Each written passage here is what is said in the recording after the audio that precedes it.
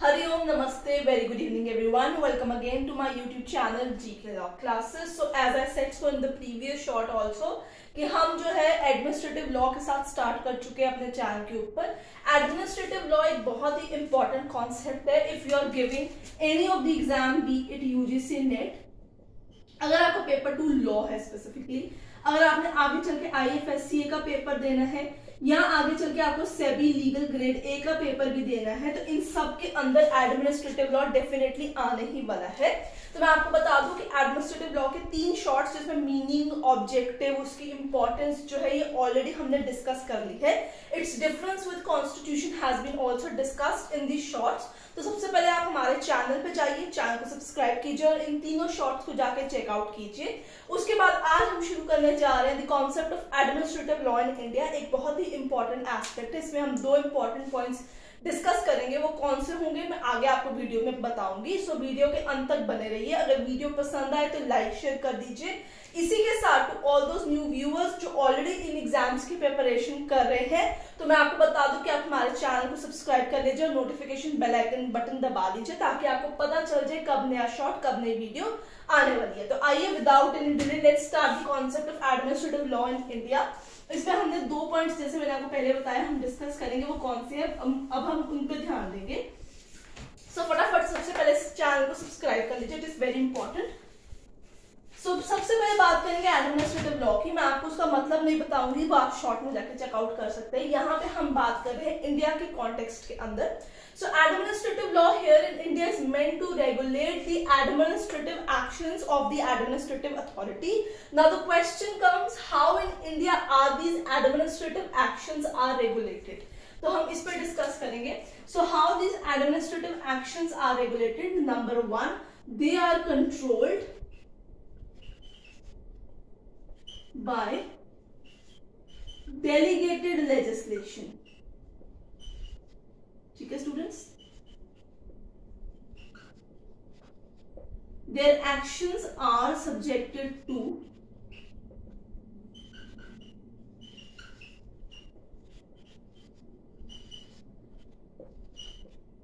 judicial review.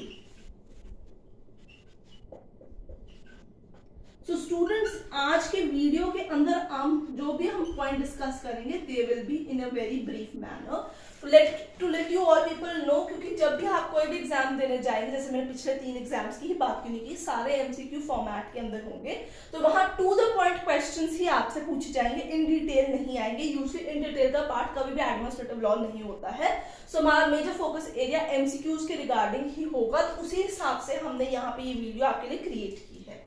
अब मैं आपको बता दूं एडमिनिस्ट्रेटिव लॉ के अंदर ये तो आपका एक मेजर आपका थ्योरेटिकल एस्पेक्ट हो गया, how the actions are regulated, they are controlled by delegated legislation and their actions if they are arbitrary are subjected to the judicial review by Supreme Court और any of the High Court. तो 2 concept administrative law में हम हमेशा पढ़ते हैं। Number 1 is the delegated legislation, number 2 is the judicial review. बहुत सारी books के अंदर बहुत पॉइंट्स जो होते हैं वो ऊपर नीचे मार्क किए होते हैं, जिसके कारण बहुत ज्यादा कंफ्यूजन हो जाती है। So basic pattern of understanding administrative law is to know the meaning, objective, importance, the difference between the constitutional law and administrative law, and the another thing is the knowing the concept of delegated legislation and judicial review. So जितने भी points अभी तक आपके साथ discuss किए गए हैं या आगे किए जाएंगे वो सारे टर्न वाइज होंगे। इसी तरीके से आप इसे रजिस्टर के अंदर अपने मेंटेन कीजिए ताकि आपके लिए जब आप इसे रिवाइज करें इस पर्टिकुलर सब्जेक्ट के लिए आपके लिए डिफिकल्टी ना हो। जब आप नोट मेंटेन करें तो आपके लिए इजी हो, आपको इजीली लॉ जो है वो समझ में आ जाए। So till now students, I hope आपको ये बात क्लियर होगी that administrative law in India is regulated by what, तो हम उसे कंट्रोल कैसे करते हैं, सब्जेक्ट कैसे करते हैं। तो अब हम स्टार्ट करेंगे with the concept of delegated legislation. ठीक है, तो आप हेडिंग डाल सकते हैं एडमिनिस्ट्रेटिव लॉ इन इंडिया के नीचे delegated legislation.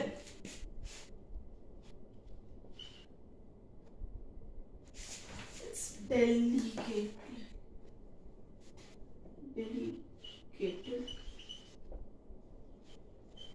legislation. So as you all know कि हमारा जितना भी लॉ है वो उसे लेजिस्लेचर क्रिएट करता है। तो क्या करता है लेजिस्लेचर, जब उनको इम्प्लीमेंट करने की टर्न आती है तो वो जो पावर ऑफ इम्प्लीमेंटेशन है, द ड्यूटी ऑफ इम्प्लीमेंटेशन है, उसे फर्दर लेजिस्लेचर जो है वो इंट्रस्ट कर देता है to another organisation.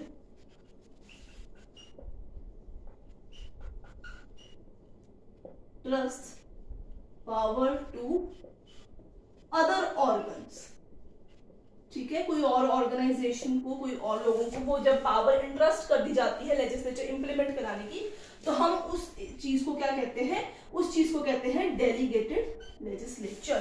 So this is the meaning of delegated legislature which is very important. मैंने बहुत ही ब्रीफ वे में आपको समझाने की कोशिश की है। Now there are seldom things that happen when you go with delegated legislation. बहुत बड़ी power of abusing of delegated legislation नहीं होती, यानी जब आप कोई भी पावर को डेलीगेट करते हैं टू दी अनदर ऑर्गन, बहुत रेयर चांस होता है कि वो उस पावर को जो है मिसयूज करे, अब्यूज करे। Now in case of abuse of power by delegated legislation,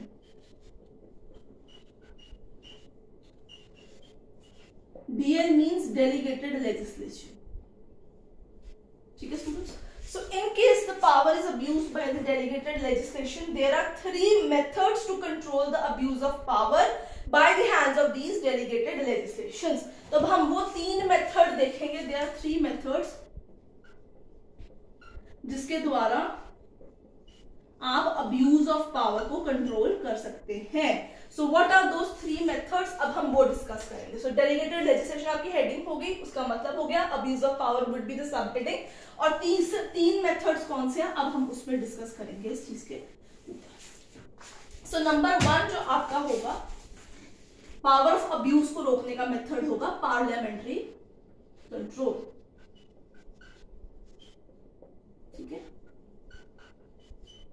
parliamentary control के अंदर फर्दर 2 पार्ट आते हैं। सबसे पहले है रूल्स एंड रेगुलेशंस का इंटरेस्ट होना। Rules and regulations are there already.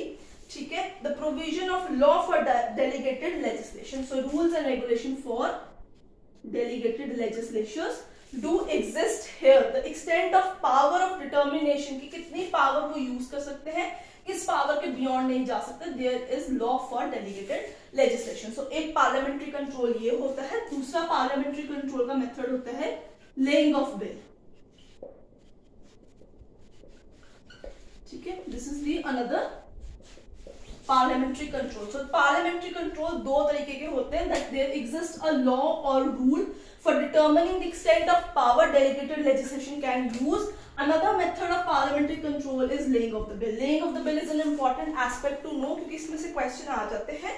3 तरीके के laying of the bill होते हैं। एक होते हैं सिंपल laying, जिसमें सिर्फ पार्लियामेंट में बिल प्रेजेंट करना होता है and it gets effected immediately. दूसरा आपके पास होता है नेगेटिव। नेगेटिव का मतलब है अगर पार्लियामेंट के हाउसेस ने उसको रिजेक्ट कर दिया तो बिल इंप्लीमेंट नहीं होगा। और थर्ड आपका जो कैटेगरी होती है, यहां मार्क करूंगी मैं, उसे कहते हैं अफर्मेटिव, यानी both houses of the parliament जो है उसे जो है मंजूरी दे देते हैं, उस बिल को मंजूरी दे देते हैं फॉर द इम्प्लीमेंटेशन। उसे हम affirmative method of laying bill कहते हैं। So student, the first method to control the abuse of use of delegated legislation is parliamentary control, which are further done in 2 stages. First is already existing law and rules for determining the extent of power for delegated legislation. Another method is laying of the bill, जो आगे 3 तरीके की laying of bill होती है, simple, negative और affirmative। आगे चलते हैं और बात करते हैं the second method for the control of abuse of power of the delegated legislation। अगर आपको कहीं पॉइंट मिस हो गया तो आप वीडियो स्टॉप करके वहां पे देख सकते हैं। वीडियो पसंद आ रही है तो लाइक शेयर कर दीजिए, चैनल को सब्सक्राइब करना भूलेगा मत। प्रोसीजरल कंट्रोल आपको बहुत ही इजी फॉर्मेट में एडमिनिस्ट्रेटिव लॉ पढ़ाया जा रहा है। मैं आपको चार्ट वाइज समझाने की कोशिश कर रही हूँ, पॉइंट वाइज बता रही हूँ। इसी तरीके से आप इसे लिख लीजिए, छोटे छोटे नोट्स बना लीजिए, आपका जो लॉ है वो प्रॉपर्ली रेडी हो जाएगा। It won't be any kind of doubt won't exist. So procedural control, procedural control होते हैं कंट्रोल बाय पेरेंट एक्ट। कभी कभी एक पेरेंट एक्ट होता है, उस एक्ट के अंदर स्पेसिफिकली मेंशन की गई होती है power which is given to legislature कि वो फर्दर किसी ऑर्गन को अपनी पावर्स ऑफ लेजिस्लेचर इंट्रस्ट कर दे for the implementation of that rule. So procedural control होता है वाई द पेरेंट एक्ट, जिसमें पावर, ड्यूटी, एक्सटेंट, एक्सेप्शंस, हर चीज मेंशन की गई होती है कि कितनी पावर ये यूज कर सकते हैं। मिसयूज होगा तो कौन से एक्ट के, उसके अंदर कौन से सेक्शन के तहत इनको सजा दी जाएगी, इनको रिमूव किया जाएगा, ये सारा कुछ प्रोसीजरल कंट्रोल में दिया जाता है। The third method to control the abuse of power by Delegated legislature is judicial control. Now here हम जो जुडिशियल कंट्रोल की बात करेंगे वो कोर्ट वाली नहीं होगी, क्योंकि कोर्ट वाली हम वो जुडिशियल रिव्यू में जाके बात करेंगे।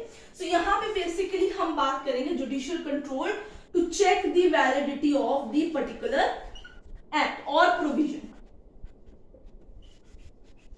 लॉ और रूल और provision that has to be interested to them, कि जो ये चीज इंप्लीमेंट करने वाले हैं उस चीज की वैलिडिटी को चेक करने के लिए जुडिशियल कंट्रोल होगा। Such judicial control will be done by administrative tribunals which is at central level, state level और joint level. So administrative tribunal act of 1985 gives us the power सरकार को कि वो एडमिनिस्ट्रेटिव ट्रिब्यूनल सेंटर स्टेट में बना सकते हैं।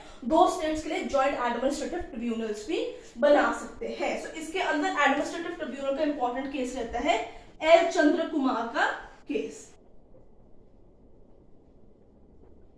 So students basically ये आपका डेलीगेटेड लेजिस्लेशन के छोटे से नोट है। दूसरा एक छोटा पॉइंट जो हम डिस्कस करेंगे इस वीडियो को कंप्लीट करने के लिए वो होगा आपका second point, that is judicial review. So till then I hope आपको अभी तक सारा कुछ क्लियर हो गया होगा। कोई डाउट है तो कमेंट सेक्शन में मेंशन कीजिए। Now judicial review is the power which is granted to Supreme Court and High Courts only. They have the power to check कि कोई एक्ट arbitrary, malified, vague तो नहीं है, कोई provisions गलत तो नहीं है, encroachment of power तो नहीं की जा सकती। So it is the power of Supreme Court and High Court to examine the legislative act or to invalidate that particular act if it is contrary to constitutional provisions. Students जो मैं बोल रही हूँ उसको as it is pen down कर लीजिए। This power has been incorporated upon Supreme Court and various High Courts by a Constitution only, इसलिए इसे हम बेसिक फीचर ऑफ कॉन्स्टिट्यूशन भी कहते हैं। It cannot be repealed, it cannot be taken into by any of the amendment. Students आपको मुझे बताना होगा जुडिशियल रिव्यू कौन से इंडियन कॉन्स्टिट्यूशन के आर्टिकल के अंदर मेंशन की जाती है। सो आर्टिकल नंबर आप लोग मुझे कमेंट सेक्शन में मेंशन करके बताइएगा। I will wait for your answers. इसका आंसर अगली वीडियो में आपको दूंगी। Now the question comes judicial review administrative action का जब जुडिशियल रिव्यू करते हैं, so on what ground judicial reviews are done? Grounds of judicial review of administrative action. So ground हो सकते हैं jurisdictional error, दूसरा ग्राउंड हो सकते हैं procedural proprietary, तीसरा ग्राउंड हो सकता है legitimate expectation। ठीक है, इसके अलावा irrationality could also be the ground for checking the administrative action। Judicial review करने के लिए ये सारे ग्राउंड्स जो है, इन ग्राउंड्स में से कोई भी ग्राउंड्स के आधार पे जुडिशियल रिव्यू किया जा सकता है of the administrative actions. So students if you are preparing for LLM, अगर आप पोस्ट ग्रेड कर रहे हैं उस पॉइंट ऑफ टाइम पे एग्जाम्स में आपको इन चारों पॉइंट्स को इन डिटेल मेंशन करना होगा। बट अगर आप कॉम्पिटिटिव एग्जाम्स की तैयारी कर रहे हैं लॉ के अंदर तो इतने पॉइंट्स जानना ही आपके लिए जरूरी है। So students this was it for the day. आज हमने डेलीगेटेड लेजिस्लेशन जुडिशियल रिव्यू पे ऑलरेडी वीडियो बना दी है। एक वीडियो और आएगी एडमिनिस्ट्रेटिव लॉ की, that would be regarding the principles of natural justice. So till then don't forget to hit subscribe button. Video पसंद आए लाइक शेयर कर दीजिए। अगली वीडियो तक वेट कीजिए।